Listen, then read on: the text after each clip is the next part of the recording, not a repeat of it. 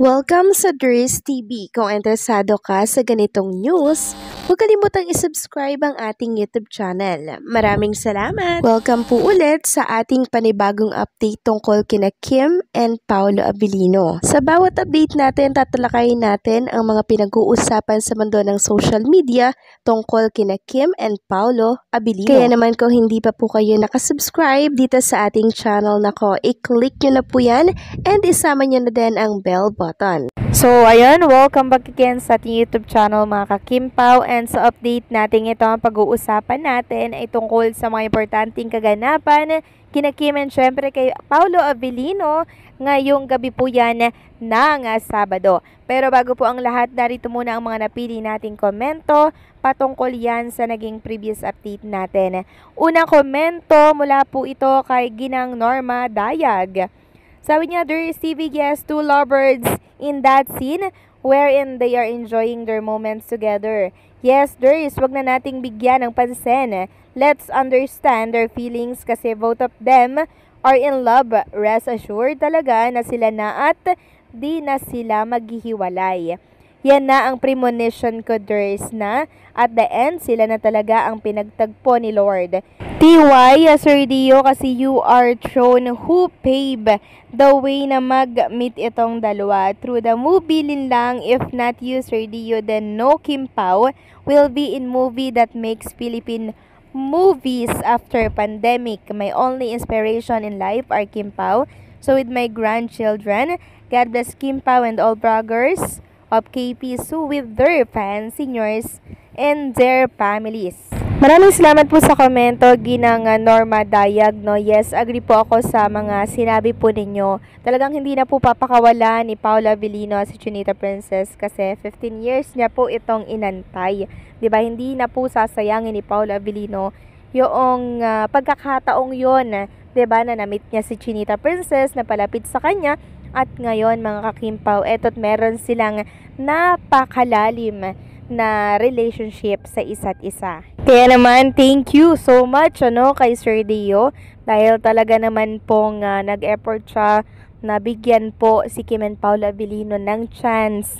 'Di ba? And yung chance na yon yung naging dahilan mga ka-Kimpaw para tayo ngayon ay merong kasiyahan and syempre yung tinatawag na pinaghuhugutan po ng pag-asa. Walang iba kundi si Kim and Paolo Abilino. So maraming salamat sa komento, Ginang Norma Daya. God bless at mag-iingat po kayo palagi.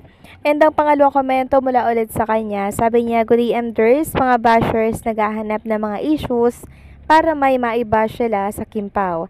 Never mind them kasi that's their work. So we will do our part in protecting them always. And all fans of Kimpaw, then we will support them in all their activities, especially they are scheduled to go for ASAP in London. Di kasama nila dito si Jay kasi ASAP host din siya. God bless Kimpaw and all their fans, blogger, and senior nationwide. So mabuti naman po Ginang Norma Dayag, no, dahil hindi po siya kasama itong si Jay kasi for sure aagaw na naman ang attention yan para kuhanin po syempre ang atensyon nitong si Paolo Abilino. So kung di siya kasama, di walang problema, walang magiging issue dahil for sure gagawa na naman ng issue itong mga kampon ni Jay para may mapag-usapan na naman. And oo nga po pala sa mga malalapit po dyan sa England, supportahan natin ang ASAP England by August 30 po yan. At sa mga nagtatanong kung kailan po ang alis ng Kimpaw, siguro by August 28 aalis sila ng Pilipinas or ng Cebu mga ka-Kimpaw kasi siguro doon na sila magmumula or babalik muna sila dito sa Manila bago sila pumunta doon. Samantalang next topic naman, ipapakita ko po sa inyo ito kaganapan kanina sa taping po ng The Alibay. So parang nasa kalye nagte-taping ang Team Alibay mga ka-Kimpaw. So ayan po, makikita nyo nga dyan yung mga cameraman na talaga naman pong sobrang sisipag at dedicated sa kanilang mga trabaho para lamang po mapaganda ang series po ni Kim and Paolo Abilino. So correction lamang po, day 4. Pang 4 days pa lamang po nilang nag-taping para po sa The Alibay. Pero yung mga nauna po, 9 days na po sila doon. Yun yung Team Alibay talaga na nasa likuran po talaga ng camera. Samantalang i-share ko naman sa inyo mga kakimpaw, ito nakita ko po sa X na post ni Johnny. So may nag-comment kasi na ganito doon sa interview ni Paolo Abilino. Sabi po ni ZMBL29, I can't wait dumating yung time sa Q&A nila, lahat ng mga tanong natin easy na nilang masasagot. Tulad ng saan nagsimula. Tapos sabi ni Johnny, same here, I can't wait for the day when they finally feel more comfortable sharing their love story with the world. Maybe someday they'll post a vlog or selfies on IG together on a date or while traveling, non-work related, of course. But of course, no pressure yarn. So, ako din naman mga kakimpaw, na-excite ako na someday mangyari yun, yung parang wala nang pagde-deny, no? Or wala na pong pagtago sa mga kung saan sila nagsimula, no? And natatandaan ko nga po yung interview kay Chinita Princess, 'di ba? Parang tinanong siya kay Paolo Abilino. Then sabi niya, kung sasagutin ko 'yan sa vlog ko na lang. So ibig sabihin, kung aamin sila Kim and Paolo Abilino sa vlog ni Kim Chu niya 'yun gagawin kasi kikita pa nga naman po siya doon.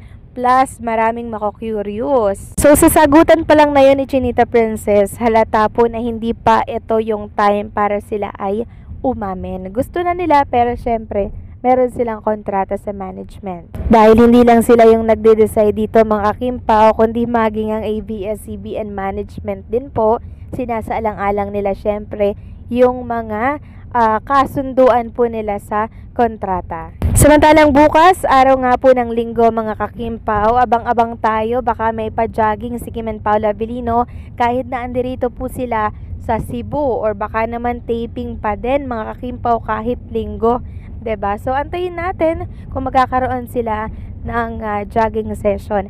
At katunayan niya, nag-edit nga po itong si Carlos Miguel ng picture ni Kim and Paolo Abilino. So makikita niyo po dyan sa AI na inedit niya, nakahubad po si Paolo Abilino dito.